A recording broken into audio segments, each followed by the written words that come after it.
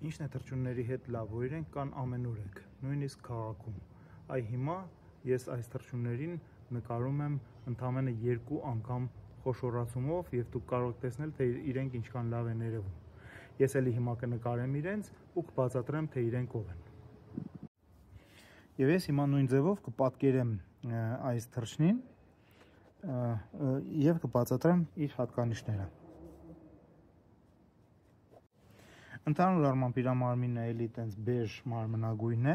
այստեղ թևերի ներքևի հատվածում մի քիչ սենց կապտավուն մոխրագույն հատված կա։ Եվ ես հստակ տեսա ուրեմն այստեղ վզի կողքին սև կետեր։ Այս ամենը, մի բան էլ ասեմ, որ իր մարմինը ինքը պահում է հիմնականում սենց հորիզոնական դիրքում եւ ունի բավականին երկար պոչ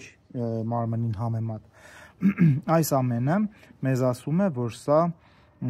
պատկանում է աղավնիների ընտանիքին, աղավնիների մեջ ուրեմն եթե ինքը ունի սենց բեժ գունավորում, ուրեմն ինքը տատրակ է, եթե ինքը տատրակ է, ապա այս սև հատվածը ասում է, որ ինքը փոքր տատրակն է։